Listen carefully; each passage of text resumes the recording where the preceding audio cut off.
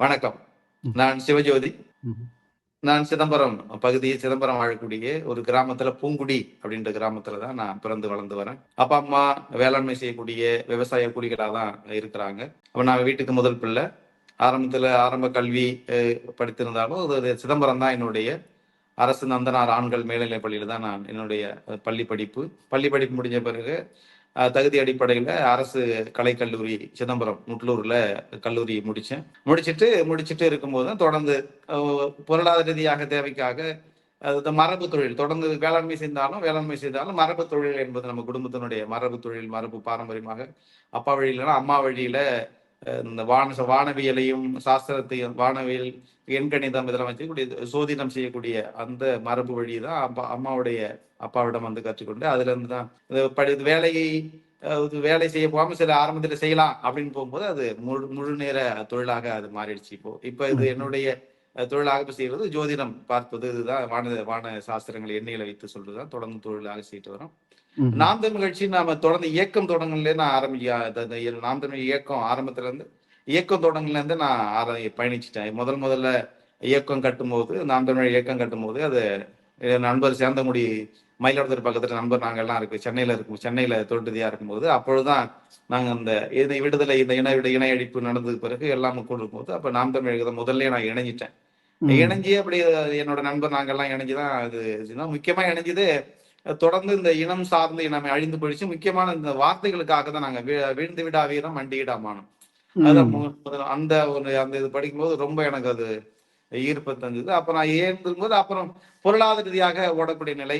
அப்ப தொடர்ந்து இயக்கத்துல இருந்தாலும் கட்சி ஆரம்பிச்சாலும் தொடர்ந்து ஒரு 3-4 வருடங்கள் பெரிதளவுக்கு கட்சியில பயணிக்கலாம். நம்ம 2014க்கு பிறகுதான் முழுமையாக கட்சியில இணையறேன். நான் முழுமையாக கட்சியில அண்ணனுடைய பேச்சை கேட்கிறோம் தொடர்ந்து பார்த்துக்கிட்டு இருக்கும்போது தான் அதுதான் ஒரு மேல நாம் தமிழ் கட்சி மேல ஒரு பெரிய ஈர்ப்பு என்பது வருது. அண்ணனுடைய பேச்சு அப்ப போய் எங்க கூட்டம் நடக்குதோ அங்கங்கெல்லாம் போயிட்டு அண்ணனுடைய பேச்சை கேட்கறது, எங்க அண்ணனுடைய இருக்குதுல அப்படியே முகநூல்ல கேட்கறது அப்படின்னா ம். இணைஞ்சிட்டு இருக்கும்போது அது அப்படியே இருந்துகிட்டா இருக்கும். கட்சியில நான் இயக்கத்துல இணைஞ்சப்போ கட்சியில என்பது அந்த இணையில கட்சியில இணையில நான் கரெக்ட். அப்ப கட்சியில இணையும் போது முதல்ல நான் இணையறேன் கட்சியில நாம் தமிழ் கட்சியில இணையதளத்துல இணையறேன். இணைந்த உடனே தொடர்பு கொள்றாங்க, பேசுறாங்க. அப்புறம் பேசிக்கிட்டு இருக்கோம். அப்ப என்னுடைய ஊர்ல நண்பர்லாம் இருக்க மாப்பிள்ளை நான் அது மாதிரி நாம் தமிழ் இயக்கத்துல இணைஞ்சிருக்க மாப்பிள்ளைன்னு சொல்லும்போது ஐயோ நானும் தான் மாப்பிள்ளை இணையணும்னு தெரியல மாப்பிள்ளைன்னா அப்ப இணைக்கிறோம். ஒவ்வொருத்தரும் அப்ப எல்லாருமே நான் இணைஞ்ச பிறகு ஒவ்வொருவா இணையறாங்க. உறவுகள் ம். எல்லாருமே தம்பி மாமா இணையறாங்க. இப்ப என்னுடைய கிராமத்துல கிட்டத்தட்ட நிறைய நாம் தமிழ் கட்சி நான் முழுவதுமா நாம் தமிழ் கட்சியாவே மாத்திட்டோம் நாங்க. நாம் தமிழுடைய முழுவதுமாக இணைஞ்சு நான் ம். இணையறேன். அண்ணன் சொன்னது மாதிரிதான். நீ இணைச்சு உன்னுடைய மாமனார் மாமியார்னு இப்ப ஒட்டுமொத்த கிராமமும் நாம் தமிழர் இயக்கமாக அதாவது இப்ப போனகரி என்னுடைய சொந்த தொகுதி பார்த்தீங்கன்னா போனகரி சட்டமன்ற தொகுதி. பொதுமகரி ம். சட்டமன்ற தொகுதியில முதன்மையான கிளை அப்படின்னா நான் இருக்கக்கூடிய கிளைகள் தான் முதன்மையான கிளை. அப்ப தொடர்ந்து ம். இருக்கும்போது அப்போ 2019 நாடாளுமன்ற தேர்தல் வருது. நாடாளுமன்ற ம். தேர்தல் வரும்போதுதான் அப்ப மறைந்த தமிழ் தேசிய போராளி அண்ணன் கடல் தீபன் தான் தொடர்ந்து அண்ணனோட தான் பயணிச்சுட்டு இருக்கோம்.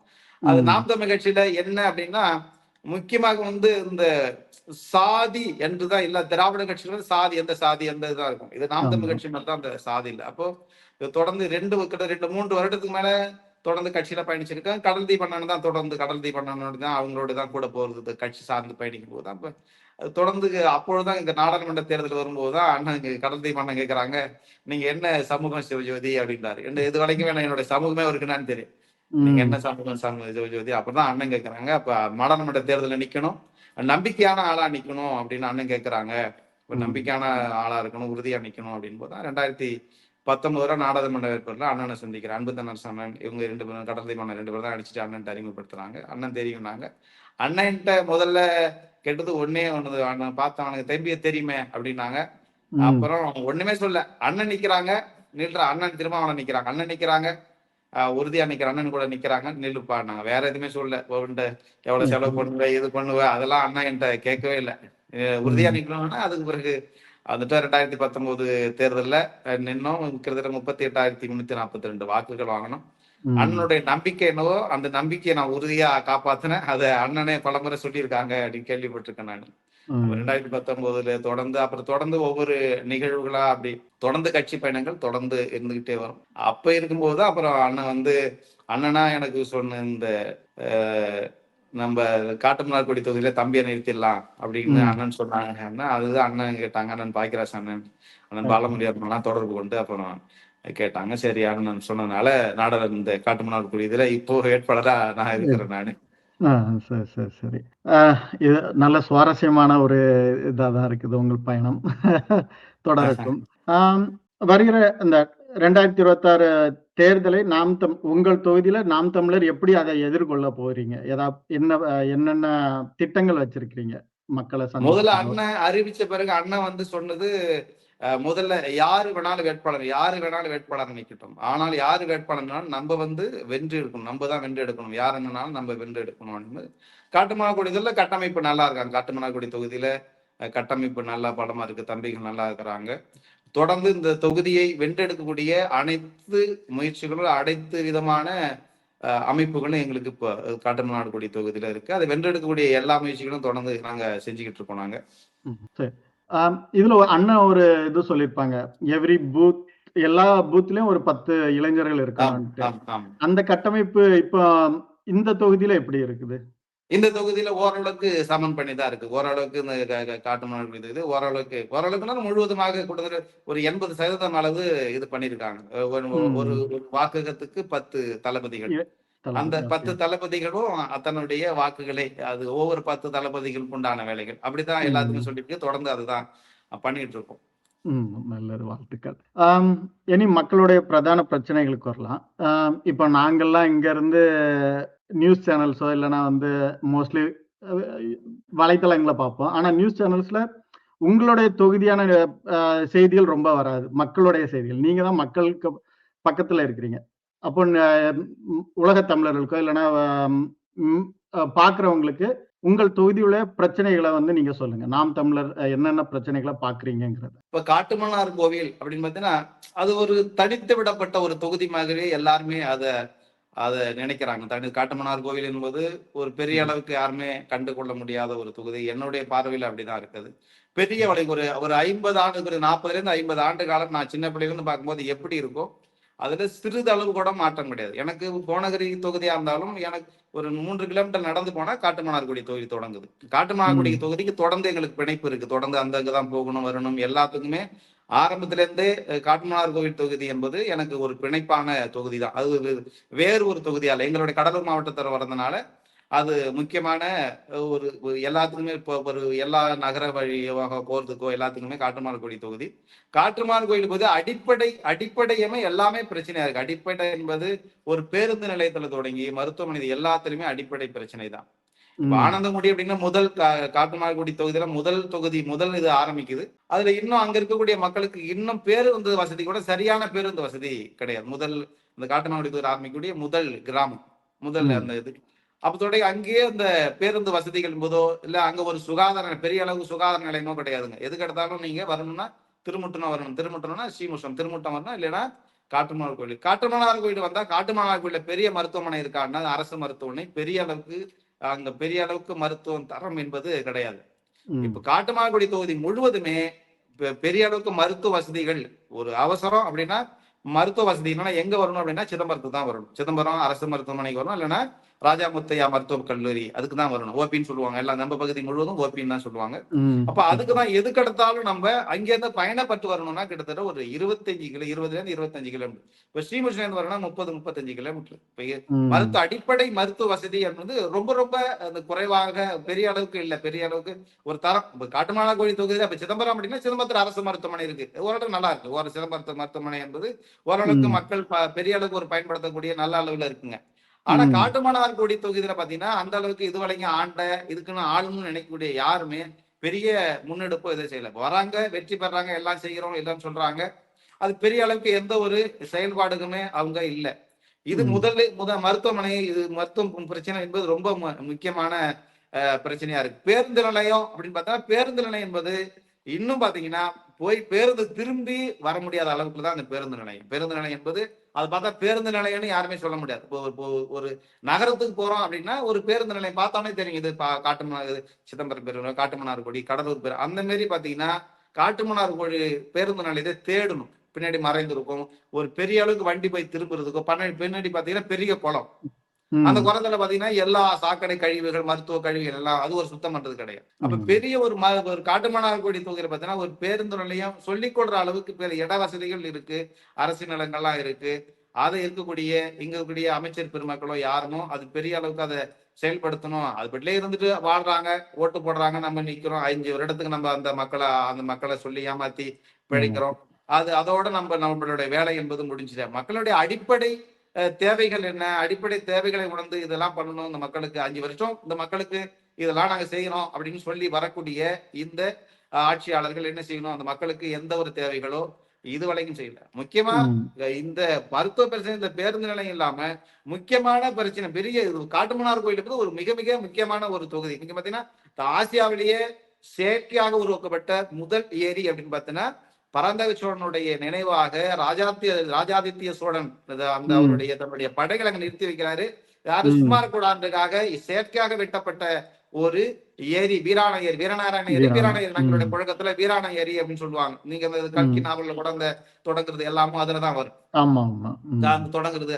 அப்ப இந்த வீராண ஏரி என்பது ஒரு முக்கியமான ஏரி. அது வீராண ஏரி என்பது எங்களுடைய வாழ்வாதாரம். என்னுடைய ஊர் பாத்தீங்கன்னா, என்னுடைய ஊருக்குரிய பூங்குடிக்கு அந்த பகுதியில வாழக்கூடிய எல்லாருக்கும் அங்க வடவாறுல இருந்து கொள்ளிடத்துல இருந்து வடவாறு வழியா இந்த தண்ணி இதுல சேர்ந்து அதுக்கு பிறகுதான் கிளை ஆறுகள், கிளை ஊர்ல தொடர்ந்து இந்த தண்ணி என்பது வருது.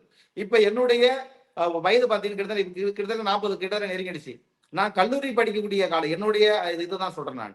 நான் கல்லூரி படிக்கும் போது பாத்தீங்கன்னா நம்மளுடைய குடும்பம் பாத்தீங்கன்னா விவசாய குடும்பம், விவசாய கூடிதான், பெரிய நம்ம பண்ணையார் கிடையாது. அப்ப நம்ம விவசாயம் என்னன்னா படிக்கும்போது பள்ளிக்கூடம் படிக்கக்கூடிய காலகட்டத்துல நாத்தடிக்க போகுதுன்னு சொல்லுவாங்க. நாத்தடினா நாத்து பறித்த நம்ம வட்டார வழிகளை நாத்தடிக்க போகுதுன்னு சொல்லுவாங்க. நான் 11வது 12வது படிக்கும் போது நாத்துப்படி எல்லா விவசாயம் நமக்கு தெரியும். நாத்தடி 12வது படிக்கும் போது நாத்தடிக்கு போவோம். நான் கல்லூரி படிக்க 2001 2004 அந்த காலகட்டம் வரைக்கும் நாத்து பறிப்போம், நடுவு நடக்கூடிய அந்த சூழ்நிலை இருந்தது. 2004 பழகி 22 வருடம் கிட்டத்தட்ட ஆகுது.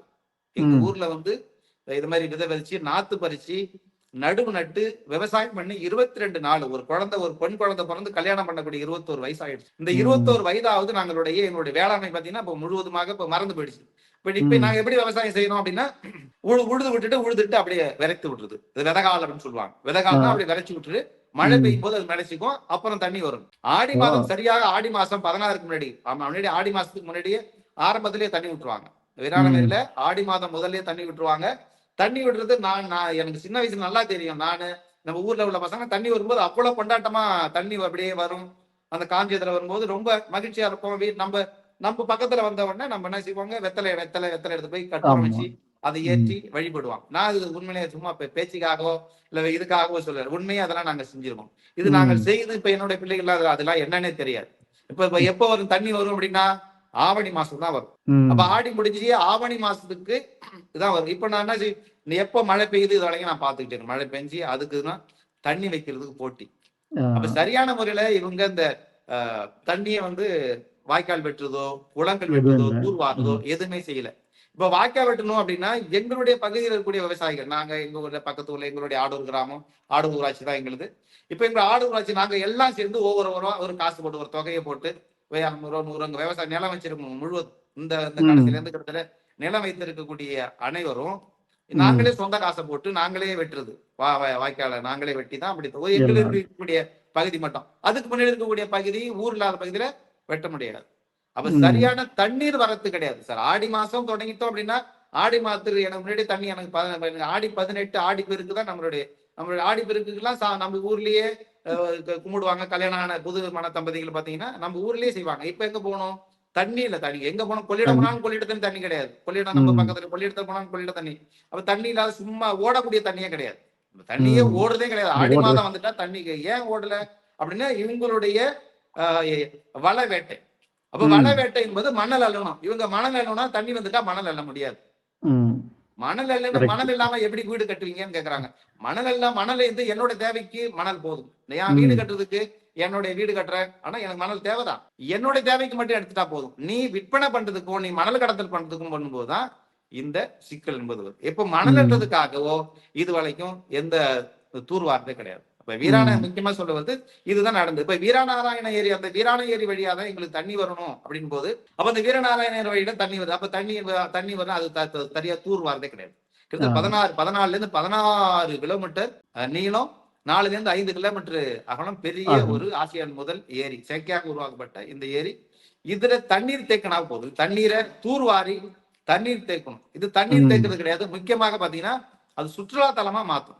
சுற்றுலா தலமா இப்ப எவ்வளவு பெரிய ஏரிங்க, இது ஒரு சுற்றுலா தலமா மாத்தும். அதுக்கு எந்த வரவங்க எல்லாம் சொல்றது, நாங்க சுற்றுலா தலம் மாத்துறோம், சுற்றுலா தலம் மாத்துறோம். இதில் இருக்கக்கூடிய நாடாளுமன்ற தொகுதியினர்களாக இருக்கலாம், சட்டமன்ற தொகுதி, நாங்க இதை செஞ்சிடறோம்னா இது வளைக்கணும். இது பாத்தீங்க, இது ஒரு சுற்றுலா தலமா மாத்தலாம். ஒரு பக்கம் ஒரு வேலி மாதிரி ஒரு குறிப்பிட்ட நல்ல ஆழமாக தோண்டிட்டு ஒரு குறிப்பிட்ட பகுதியில மட்டும் ஒரு ஆழம் குறைவா எடுத்துட்டு அதுல ஒரு கம்பிகள் மாதிரி வேலிகள் மாதிரி வைத்து அதுல ஒரு சுற்றுலா தலம் மாதிரி ஒரு பெரிய அளவுக்கு ஒரு படகுக்கு போறது, படகு சவாரி, படகு போயிட்டு வருது, இது மாதிரி செய்யும்போது அது அங்க இருக்கக்கூடிய மக்களுக்கு, காட்டமான கூடிய சுத்தி இருக்கக்கூடிய மக்களுக்கு வாழ்வாதாரம். அவங்க ஒரு கடை வச்சுப்பாங்க, இது பண்ணிப்பாங்க, அது ஒரு வாழ்வாதார பிரச்சனை. இது நீண்ட நாள் கோரிக்கை. பாத்தீங்கன்னா இது ரொம்ப நீண்ட நாளான கோரிக்கையாக இது இருந்து கோரிக்கையாகவே இருந்தது. கோரிக்கை இன்னும் 50-60 வருடமா கோரிக்கை. இதுக்கு பிறகு இந்த திராவிட கட்சிகள், திராவிடத்து துணை நிற்கக்கூடிய அவங்களை ஆட்சி கட்டில நடத்தக்கூடியவர்கள் தொடர்ந்து அவங்க இருக்கும்போது இது எந்த விதமான நடக்கக்கூடிய வாய்ப்பு என்பது மிக மிக மிக குறைவு. இதுதான் முக்கியம். இன்னும் திருமுட்டம் பகுதி எல்லா பிரச்சனை இல்லாத பகுதியே கிடையாது. பிரச்சனை திராவிடர்களுடைய திராவிட மாடல்ல திராவிடம் தமிழ் கிடையாது, மாடலும் கிடையாது. அதுதான் அவங்க செய்யறதுதான். திராவிடம் கிடையாது, மாடலும் தமிழ் கிடையாது. அப்ப அவங்க செய்யக்கூடியது இதுதான். இப்ப இது வாழ்வாதார பிரச்சனை. இன்னும் முக்கியம் பாத்தீங்கன்னா திருமுட்டம் பகுதியில, திருமுட்டம் அது ஒரு ஒன்றியம். காட்டுமன்னார்குடி தொகுதியில 3 ஒன்றியம் இருக்கு. அது காட்டுமன்னார்குடி தொகுதி, குமராட்சி, திருமுட்டம். இந்த திருமுட்டம் ஒன்றியம் முக்கியமான கூடிய பகுதி. அங்க பாத்தீங்கன்னா பேருந்து நிலையம், பெரிய பேருந்து நிலையமும், நம்ம சந்தை, மீன் சந்தை. அப்ப இந்த மீன் சந்தை பாத்தீங்கன்னா ரெண்டுமே ஒன்னா இருக்கு. அப்ப உள்ள போக முடியாது, உள்ள போகும்போது துர்நாற்றம். அப்ப அங்க இருக்கக்கூடிய மக்களுடைய நீண்ட நாள் கோரிக்கை இது ஒரு தனி இதை எடுத்து ஒரு தனி சந்தையா மீன் சந்தைன்னு ஒரு தனி இடத்தை கொடுத்துட்டோம். அது ஒரு சரியா தனியாகவும் போயிடும். மக்கள் பேருந்து நிலையத்துக்கு வந்து ஒரு 5 நிமிடம் நிற்கணும் இல்லைங்களா? அந்த நீருக்கு எல்லாரும் மீன் சாப்பிட்றாங்கதான், எல்லாரும் சாப்பிட்றாங்க. இருந்தாலும் எல்லாம் துர்நாற்றம் என்பது எல்லாரும் அது ஏற்றுக்கொள்ள முடியாது, பொறுத்துக் கொள்ள முடியாது இல்லைங்களா? இதுதான் முக்கியம். இப்ப காட்டுமன்னார்குடி தொகுதி இந்த மாதிரியான தொடர்ந்து பிரச்சனைகள், நம்மளுடைய விவசாயம் என்பது செய்யறோம் அப்படின்னா அதுல எங்களுக்கு லாபமா இருக்குன்னா, நான் விவசாயம் செஞ்சுட்டு தான் இருக்கேன், அதுல எங்களுக்கு எந்த விதமான லாபமும் கிடையாது. நான் 40,000 செலவு பண்றேன்னா எனக்கு கிடைக்கிறது 25,000 தான். 15,000 எனக்கு கடனா, 15,000 நான் கடன் வாங்கி தான் பண்றேன். நான் ஒரு தொழில் செய்யறேன், அதனால விவசாயம் போடுறேன். நான் ஒரு தொழில் செய்யறேன், இதுல போட்டுக்கிறேன், என்னால சமப்படுத்திக்க முடியுது. என்னோட தொழில் செய்யறேன், அதுல சமப்படுத்து. இதையே நம்பி இதையே விவசாயம் மட்டும்தான், வேற தொழில் இல்லை, நான் வேற ஒரு தொழில் செய்யறதுனால இதை என்னால சமப்படுத்திக்க முடியுது. பரவாயில்ல, நமக்கு ஏதோ நெல் வந்தா பரவாயில்ல, உளுந்து வந்தா பரவாயில்ல அப்படின்ட்டு போயிடுறோம்.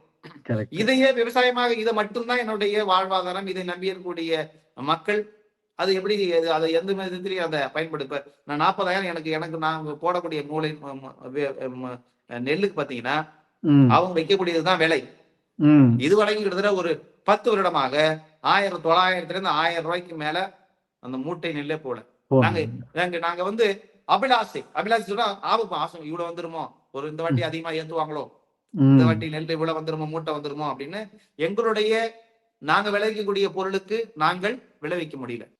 இப்ப நாங்க எவ்வளவு சிரமப்பட்டுதான் இந்த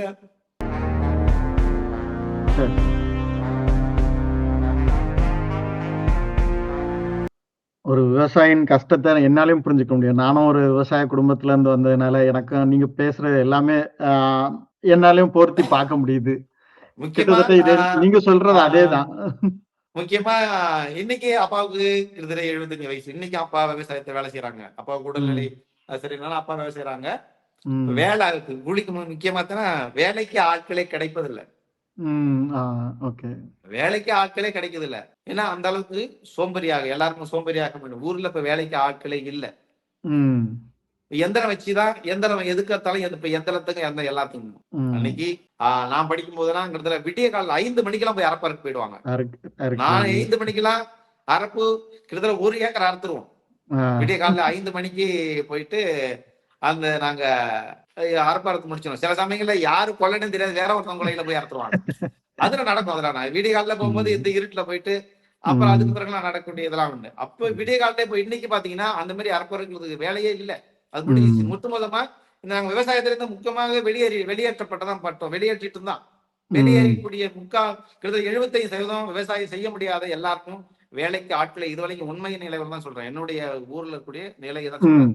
எல்லாத்துக்கும் எந்திரம் வந்துருச்சு. எல்லாத்துக்கும் எந்திரம்னா அறுப்பா இருக்கிறதுக்கு எந்திரம். அது சுலபமா போயிருந்த ஒரு இதுல இறங்கிடுறோம். வேலையாட்களுக்கு ஆள் கொடுக்க முடியல. எல்லாரும் நகரத்தை நோக்கி போயிடுறாங்க. நகரத்தை நோக்கி வேற வேற வேலைகளுக்கு போகும்போது இப்ப இதுதான் விவசாயம் என்பது ஒவ்வொருத்தரும் அது அந்த அவங்களோட எவ்வளவு கஷ்டப்பட்டு அந்த நெல்லை நாங்க உருவாக்குறோம் எவ்வளவு இருக்கணும்ட்டு எங்களுக்கு தெரியும். சரியான முறையில தண்ணி சரியான எங்களுக்கு விலை கிடைச்சிட்டாவே எங்களுக்கு நீங்கள் என்ன இலவசம் தருது, எங்களுக்கு இலவசம் தரு, எல்லாத்துக்கும் இலவசம் இலவசம் இலவசம்னு எல்லாத்தையுமே இலவசம் கொடுத்து எல்லாத்தையும் இது பண்ணி நீங்க என்ன எங்களுக்கு இலவசம் கொடுக்குறது என்னன்னா நாங்க காத்து ஏதாவது ஒரு சரியான தண்ணி என்னோட வாய்க்கால தோண்டிட்டாவே எனக்கு குளங்குட்டைகளை வெட்டிட்டாவே என்னோட மழை நாட்கள் என்னோட தண்ணி போய் சேமிப்பாயிடும். எனக்கு வெள்ளச்சேதமே வராது. எனக்கு ஆழமான வாய்க்கால் இருந்துச்சுன்னா எனக்கு வெள்ளச்சேதம் ஏன் வருது? எனக்கு வெள்ளச்சேதம் வராது. தண்ணி இப்ப மேடாக இருக்கும்போது தண்ணி என்ன செய்யும்? வயலும் வாய்க்காலும் ஒன்னா இருக்கும்போது தண்ணி வயல்ல தான் பூந்து அடிக்கும். வயல் அப்புறம் மழை பெய்யும் போது அப்புறம் நாசமா தான் போயிடும். எனக்கு மராமத்து பணியும் செய்யணும். மராமத்துன்னு சொல்லுவாங்க. மராமத்து பணி என்பது நீ அதை செய்யணும். மராமத்து பணி 100 நாள் வேலை திட்டத்தில் செய்யறாங்க. அது 100 நாள் வேலை திட்டம் நாம் தமிழ் கட்சி எதுக்குது? நாம் தமிழ் கட்சி ஏன் எதுக்குதுன்னா அது 2 சில காரணம். நாம் தமிழ் கட்சி எதுக்குதுன்னா அதுக்கு உண்டான மாற்று திட்டத்தையும் இந்த 100 நாள் வேலையில கொடுக்குது. நாம் தமிழ் கட்சி கொடுக்குது. அப்ப நாம் தமிழ் கட்சி கொடுக்குது. அப்படி எப்படி கொடுக்குது அப்படின்னா 100 நாள் வேலை திட்டம் அண்ணன் பலமுறை பேசியிருக்காங்க. 100 நாள் வேலை திட்டத்தை ஏன் இருக்கிறோம்னா போய் காலையில போய் உட்கார்றது சும்மா செய்யறது அளவு அளந்து போட்டுருவாங்க. 3 அடி 3 கோல் அளந்து போட்டுருவாங்க. அப்படி சும்மா கொஞ்சம் செய்யறது அப்படியே உட்காந்து பேசுறது மக்களை சோம்பேறி ஆக்கிட்டாங்க. 100 நாள் வேலை முடியாதவர்கள் செய்யறாங்கதான். ஆனா சோம்பேறி ஆக்கிட்டாங்க. நாம் தமிழ் கட்சி என்ன சொல்றது? பலமுறை இவங்க ஏற்கனவே சொன்னது மாதிரிதான் அரசாங்கத்துல இருந்து கொடுக்குதா. இப்ப களை எடுக்கிறது அதுக்கு ஆள் இல்லையா? அதுக்கு ஆள் எத்தனை ஆள் இந்த முதலாளி கேட்கறான்னா அவனுக்கு ஒரு சம்பளம் கொடுப்பான். அது ஒரு 200 ரூபாய் 250 ரூபாய் சம்பளம். அரசாங்கம் கொடுக்கக்கூடிய சம்பளம் ஒரு 400 ரூபாய் என்பது அவங்க இந்த 100 நாள் வேலை திட்டத்துல ஒரு விவசாய நிலத்துக்கு பணி செஞ்சா வேலை செய்த மாதிரி ஆயிடுச்சு. அவங்களுக்கு அதிக தொகையும் கிடைத்த மாதிரி ஆயிடுச்சு. அப்ப இங்க இப்படித்தான் நடக்குது. அவங்களுடைய திட்டம் நீண்ட கால எந்த திட்டமும் கிடையாது. நீண்ட காலத்து திட்டத்தை தான் நாம் தமிழ் கட்சி நீண்ட கால திட்டத்தை முன்வைத்துதான் நாங்க இந்த களத்துல என்பது நிக்கிறோம். அண்ணன் ஏற்கனவே நாம் தமிழ் கட்சியும் சரி அண்ணன் தொடர்ச்சியாக தன்னுடைய விவசாய நிலங்களை அரசு பணியாக ஆக்குவோம் அப்படின்னு சொல்லலாம். அரசு பணியாக ஆக்குவோம் என்பது அது கேலி கிண்டல்கள் எப்படி விவசாய பண்ண முடியும் அப்படின்னு சொல்றாங்க. படித்தவர்கள் படிக்காதவர்கள் அனைத்துக்கும் வேலை. இனி படிக்காதவர் இல்லாத நிலை இதுதான் நாம் தமிழ் கட்சி முன்வைக்குது. தொடர்ந்து அண்ணன் ஒவ்வொரு மேடையிலையும் பேசிட்டு வருதுதான். நாம் தமிழ் கட்சி அரசியலுக்கு வரும்போது இது விவசாயத்தை முன்னெடுத்து போகும். இது முக்கியமான பிரச்சனையாக இதுதான் முக்கியமான பிரச்சனைகள் என்பது வாழ்வாதார விவசாய நிலையம் சேர்ந்து காட்டமானக்குடி தொகுதி மட்டும் இல்ல, ஒட்டுமொத்தமாக கடலூர் மாவட்டமாகவும் விவசாயம் சார்ந்த விவசாயம் சார்ந்த பிரச்சனைகள் தொடர்ந்து இருந்துகிட்டு தான் இருக்கு. ஒவ்வொரு முறையும் போராடிக்கிட்டு இன்னும் சொல்ல போனா நாங்க இவ்வளவு சிரமப்பட்டு விளைவிக்கக்கூடிய பொருட்களை பாதுகாப்பதுக்குண்டான ஒரு இடமோ எதுவுமே முக்கியமே இல்ல. இதுதான் இல்ல காட்டுமன்னாடு கோயில் தொகுதி மட்டுமல்ல, இங்க இருக்கக்கூடிய கடலூர் மாவட்டம் முழுவதுமோ மழையில் நினைப்பு. தமிழ்நாடு கடலூர் மாவட்டம் இல்ல, தமிழ்நாடு முழுவதும் நாங்கள் விளைத்து வைத்து கொண்டு கொடுக்கக்கூடிய பொருட்களை மழையில் நனைய விட்டு வேடிக்கை பார்க்கிறதா இருந்து இருவரும் திராவிட கட்சிகள். இதுதான் முக்கிய காட்டுமன்னாடு பகுதி முக்கியமான பிரச்சனைகள் என்பது இதுதான் முக்கியமான பிரச்சனையாக உங்களுக்கு இருக்கு. இதெல்லாம் மக்களுடைய அடிப்படை வசதிகள் தான். அதே இந்த அரசுகள் ஆண்ட அரசுகளோ ஆண்டு முடிச்ச அரசுகளோ மொத்தத்துல இந்த திராவிட அரசுகள் மக்களோட பேசிக் அடிப்படை வசதிகளே செய்து கொடுக்காதுங்கிறது உங்களை மாதிரியான வேட்பாளர்கிட்ட தான் கேட்க வேண்டியது இருக்கு. ஏன்னா இந்த ஊடகங்கள் இதெல்லாம் வெளியே கொண்டு வர்றதே கிடையாது. இத எங்களுக்கு தெரிவிச்சதுல ரொம்ப மனவேதனையோட உள்ள ஒரு இதுதான் எங்களுக்கு. எனிவே அடுத்த கேள்விக்கு நம்ம போலாம். 2021 தேர்தல் இப்ப நீங்க 26 தேர்தல் பாக்குறீங்க. ரெண்டுக்கும் உள்ள மாறுதல்கள் என்ன? மக்கள் மனநிலை எப்படி இருக்குது? அது கூடாலே இப்ப அண்ணன் திருச்சி மாநாடு ஒரு எழுச்சியான மாநாடு முடிச்சிருக்காங்க. இதெல்லாம் வச்சு பார்க்கும்போது இப்போ உள்ள களம் எப்படி இருக்கிறது முந்தி 2021 ஒப்பிடும் போது? 2021 அதே மக்களுக்கு எங்களுக்கு ஆதரவு தான். மக்கள் அதே அப்பொழுதும் அதே எழுச்சியோடு தான் இருந்திருக்காங்க. அதை விட 4 மடங்குகளுக்கு மேலான ஒரு எழுச்சி தான் என்பது இப்ப நடந்திருக்கு. அண்ணன் சொல்லும்போது அண்ணன் எங்கள்கிட்ட முதல்ல சொல்லும் போது, நீ என்ன பண்ணுவியோ ஏது பண்ணி தெரியாது, நீங்க உன்னுடைய கொடைக்கு எப்படி போவியோ, குடும்ப விழாவுக்கு எப்படி போவியோ அப்படி போய் ஒவ்வொரு மக்களையும் கூடுறாங்க.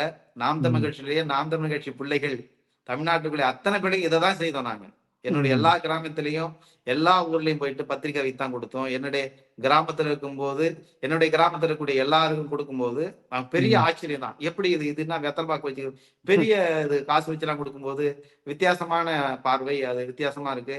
நான் ஒரு இரவு ஆயிடுச்சு, ஒரு 9:30 மணி ஆயிடுச்சு. 9:30 மணி ஆயிடுச்சு. அதுக்கு பிறகு கொஞ்சம் தூரம் கொடுக்க முடியல, இரவுல கொடுக்கறதுனால. மறுநாள் கேட்க ஆரம்பிச்சிட்டாங்க, ஏன் எனக்கு ஒன்னாவது கொடுக்கல, நீங்க எனக்கு வெத்தலை பாக்கு கொடுங்க. கங்கம் சொல்றாங்க, அங்க எனக்கு கொடுத்தான்னு சொன்னாங்க, கொடுக்கலையே. இல்லைன்னா அப்புறம் தான் இருக்கலாம். அப்ப என்னுடைய கிராமத்துல ஒவ்வொரு கிராமத்துல இருந்தும் பெண்கள் என்பது வந்தாங்க. பெண்கள் அதிகமா வந்தாங்க. நாம் தமிழ் இந்த கூட்டத்துல பெண்கள் அதிகமாக வந்தாங்க. முக்கியமாக கவனிக்கணும், அத்தனை லட்சம் கூட்டம் 5 லட்சம் பேர் கிட்டத்தட்ட கூடியிருக்கும். ஆனாலும் இந்த ஆண்களுக்கு மீறிய பெண்கள் தான் அதிகமா வந்தாங்க. இதை வந்து நம்ம முக்கியமா இதை பதிவு பண்ணணும். நாங்க எடுத்து வந்தக்கூடிய என்ன ஒவ்வொரு பகுதியில் வந்தாலும் என்னுடைய கிளைகள்ல இருந்து நான் கூட்டு வரும்போது கிட்டத்தட்ட குறைவதுக்கு 100க்கும் மேலான பெண்கள் தான் வந்தாங்க. வெறும் பெண்கள் மட்டும்தான் கூட்டுட்டேன். அப்படி எந்த மாநாடுகளுக்கு இது வரைக்கும் இன்னைக்கு சொல்றேன், நான் எங்களுடைய ஊர்ல இது வரைக்கும் எந்த மாநாட்டுக்கும் பெண்கள் போனதே கிடையாது. எந்த ஆண்கள் மட்டும்தான் போவாங்க. நாம் தமிழ் கட்சியினுடைய இந்த மாநாட்டுக்கு நாங்கள் அழைத்த உடனே எல்லாரும் போய் அழைத்தோம். தம்பிகள் எல்லாம் சேர்ந்து வெறும் பெண்கள் மட்டும்தான் வந்தாங்க. கிட்டத்தட்ட 100 பெண்கள் வந்தாங்க. அப்படின்னா 100 பேர் வந்தாங்கன்னா அதுல 80 பேர் பெண்கள். அது மத்த 20 பேர்கள் தான் ஆண்கள். மத்த தம்பி பிள்ளை கட்சி பிள்ளைகள் எல்லாமும் வந்தாங்க. கட்சி பிள்ளைகள் எல்லாமும் தம்பிகள் வந்தாங்க. அதிகமான வந்தது பெண்கள் தான். இது முன்னாடியே விட இந்த 2026 பெரிய நம்பிக்கையா நாங்க இருக்கிறோம். பெரிய நம்பிக்கையா பாக்குறோம். இந்த கூட்டத்தை ஆண்ட கட்சிகள், ஆளும் திராவிடர்கள் எல்லாரையுமே நாங்க மிரள செய்திருக்கோம் அப்படின்னு தான் நம்புறோம்.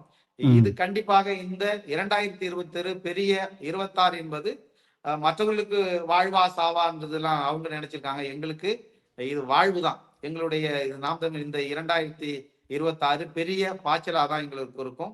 அடுத்த கட்டத்துக்கு வாக்கு சதவீதம் மேலே ஏறோம்லாம் கிடையாது. அடுத்து இந்த சட்டமன்றத்துக்கு எங்களுடைய வேட்பாளர்கள் கணிசமான துறையில நாங்க போவோம். கட்டாயமாக காட்டுமன்னார்குடி தொகுதியிலிருந்து சிவஜோதி கண்டிப்பாக இந்த சட்டமன்ற தொகுதியில இந்த மக்கள் என்ன தேர்ந்தெடுப்பாங்க அப்படின்னு நம்பிதான் நிக்கிறேன். கண்டிப்பாக வெற்றி பெறுவோம். 2026 அண்ணன் சொன்னது மாதிரி மாற்றத்தை விரும்பும் மக்களின் மாநாடு, மாற்றத்தை விரும்பும் மக்களின் அரசாக இந்த 2026 என்பது அமையும். அதுல எந்த விதமான சந்தேகமும் யாருக்கும் தேவையில்லை. சந்தோஷமா இருக்குது. கண்டிப்பா அடுத்த தடவை உங்களை வந்து நேர்காணல் எடுக்கிறோம். கண்டிப்பா உறுப்பினரா சட்டமன்ற உறுப்பினர் கண்டிப்பா. இன்னொன்னு, காட்டுமன்னார் கோயில் மக்கள் நாம் தமிழருக்கு ஏன் வாக்களிக்க வேண்டும்? அடிப்படை தேவைகள் நிறைவேறணும். இந்த 50 ஆண்டு காலம் எந்த ஒரு மாற்றம் 50-60 காலம் காட்டுமன்னார் கோயில் தொகுதியில பெரிய மாற்றம் அப்படின்பது கிடையாது. நான் அன்னைக்கு எப்படி பார்த்தனோ அதே பேருந்து நிலையம், அதே பழைய கட்டடங்கள் அதே மாதிரிதான் இருக்கு. எந்த விதமான மாற்றங்களும் இதுவரைக்கும் கிடையாது. புதிய மாற்றத்தை இந்த மக்கள் விரும்புறாங்க என்பது அதுக்குண்டான செயல்பாடுகளை இந்த நாம் தமிழ் கட்சி என்பது இந்த நான் சட்டமன்ற தொகுதியில வெற்றி வேட்பாளராக நான் வரும்போது கண்டிப்பாக மாற்றத்தை என்பது ஏற்படும். இந்த அடிப்படை தேவைகள் மருத்துவ வசதிகளா இருக்கலாம், மருத்துவ வசதிகள், பேருந்து நிலையம், முக்கியமான வாழ்வாதார பிரச்சனைகள் அனைத்தும் நாம் தமிழ் கட்சியால தீர்க்கப்படும். முன்மாதிரி எங்களுடைய வெற்றி பெறும்போது முன்மாதிரி ஒரு தொகுதியாக இது இந்த காட்டுமன்னார்குடி தொகுதியை நாங்கள் கண்டிப்பாக நாம் தமிழ் கட்சி இதை செய்யும். நல்லது. கடைசி கேள்வியா, உலக தமிழர்கிட்ட நீங்க சொல்ல விரும்புவது என்ன? உலக தமிழர்கள் எப்பயுமே நம்பிக்கையை இழக்கக்கூடியவர்கள் இல்லை. நம்பிக்கை மட்டும்தான் தமிழர்களுடைய முக்கியமான ஒரு வாழ்வாதாரமும் அவங்களுடைய வாழ்க்கையில முக்கியமாக கருதப்படுவது நம்பிக்கை மட்டும்தான். அண்ணா அடிக்கடி ஒவ்வொரு முறையும் சொல்வது, நல்லவர்கள் தோற்றதாக கூட செய்திகள் உண்டு, நம்பிக்கை கொண்டவர்கள் தோற்றதாக சரித்திரம் இல்லை அப்படின்னு தான் சொல்லுவாங்க. உலக தமிழர்கள் எல்லாமும் தமிழ்நாட்டுல மட்டும் இல்ல, தமிழ்நாட்டு மட்டும் இல்ல, தமிழருக்குண்டான ஒரு நாடும் கட்டாயம் அமையும். தமிழுக்குண்டான அதனால உலக தமிழர்கள் சொல்லிக் கொள்வது இல்லதான், நம்பிக்கையோட இருங்க. இதுக்குண்டான நாம் தமிழ் கட்சி தமிழ்நாட்டை கண்டிப்பாக அதிகாரத்தில் அமரும் இந்த 2026. உழைக்கும் மக்கள் சின்னம், அது விவசாயி சின்னம்.